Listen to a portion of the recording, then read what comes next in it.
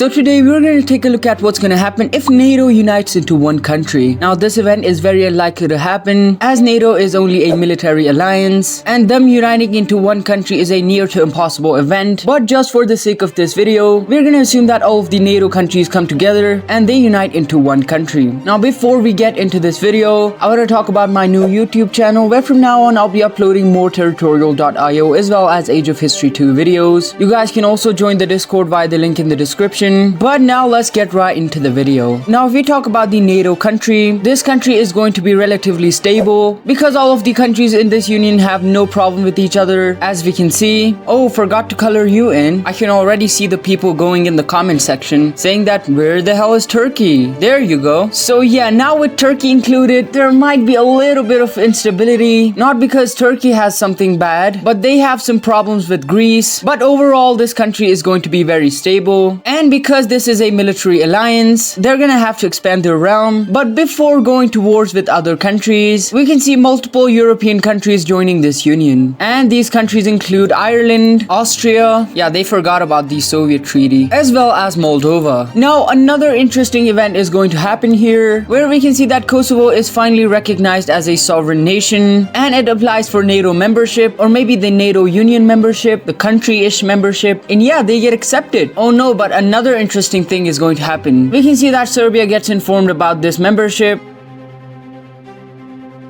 Now, one bad thing for Serbia here is that Kosovo already joined the Union way before the Serbians declared war on them. And this technically means that Serbia declared war on NATO. And now things are not looking good for Serbia. We can see that Serbia gets absolutely smacked around because of obvious reasons. NATO is by far the strongest country in the world, way ahead of the other strong countries. I mean, way ahead. So yeah, this was expected. And later on, we can see that all of Serbia got completely annexed by NATO. And the last membership in the NATO Union is going to be of Bosnia. And yeah, now pretty much all of Europe is under the NATO control. Now I don't know if they would want to completely annex all of these countries. I think that they might just install a new government, but we all like expansion in my videos, so yeah, that's why. Anyways, NATO will not have to militarize their country for any ongoing expansion plans because it is already militarized, as it is a military alliance. So yeah, now they're gonna have to expand even more, and in order to expand even more, we can see that they declare war on Belarus, who has absolutely no idea what they did wrong. But no, NATO just wants to expand. We can see that immediately the NATO forces are now pushing into Belarus, and they're pushing towards the capital city of Minsk. And we can see that Minsk was taken with relative ease because the Belarusians were heavily outnumbered, and also because the NATO forces have way better equipment. So yeah, the remaining parts just go ahead and surrender. And later on, we can see that all of Belarus got completely annexed, and the border of Russia and NATO has widened, and Russia is feeling very uncomfortable right now. But one event is going to happen here, and that event is, yeah, this. Well, Turkey left the Union because they had some ongoing issues with Greece, and also because Turkey has better relations with Russia now, and NATO lost a very major country, the only country in Asia, which was in the Union. But when one door closes, another opens, and in this case, that door is going to be Ukraine, who has now joined the NATO Union. I know my videos are unrealistic,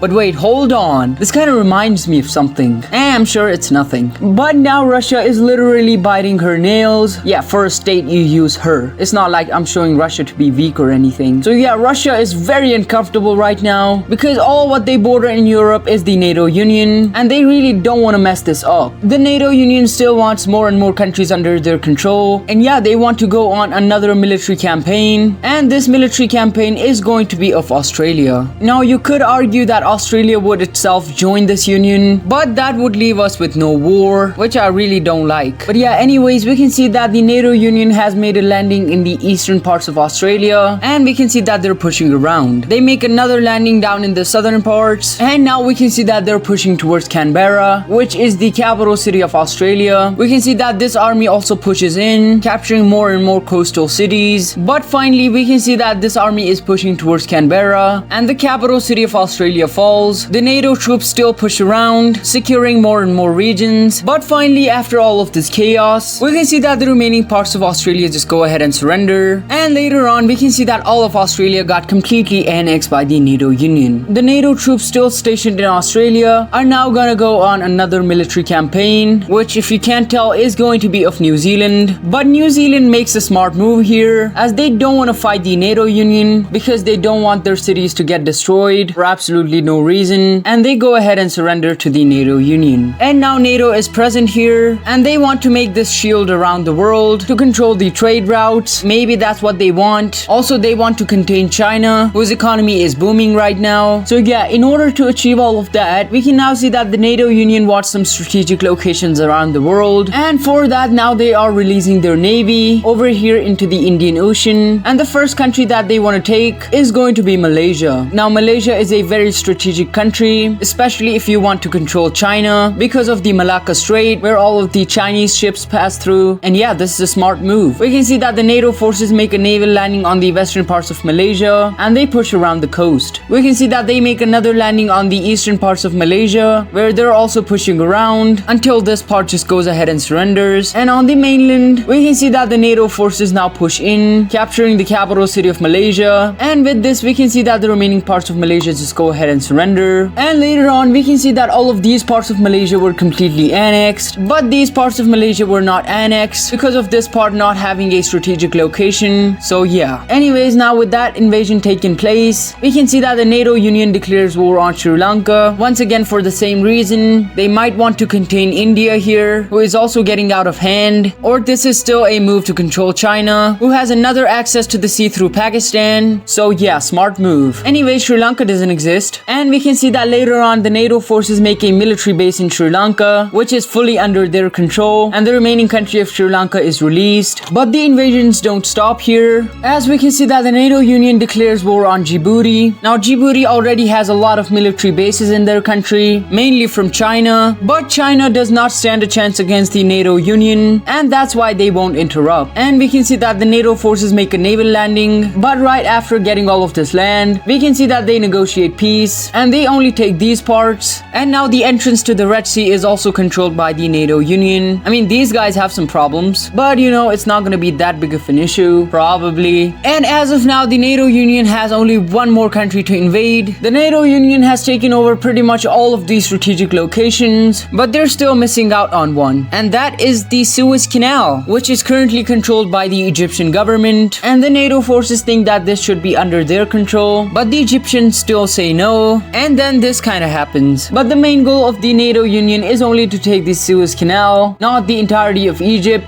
So yeah, keep that in mind. We can see that the NATO forces make a naval landing on the northeastern parts of Egypt, and they take control of the entirety of the Suez Canal. With that, the Sinai Peninsula goes ahead and surrenders. But yeah, that was pretty much what the NATO Union wanted, and now they want to negotiate peace with the Egyptian government. And in a peace negotiation, we can see that all of these parts of Egypt were completely annexed. And yeah, this is the NATO Union at its peak. And if this video gets enough support, I'm definitely gonna make a part 2 on this video, where we might see a war between Russia and NATO. But yeah, this is gonna be it for today's video. If you enjoyed this video, make sure to subscribe, leave a comment, and tell me what you guys want to see in the future. And thank you for watching.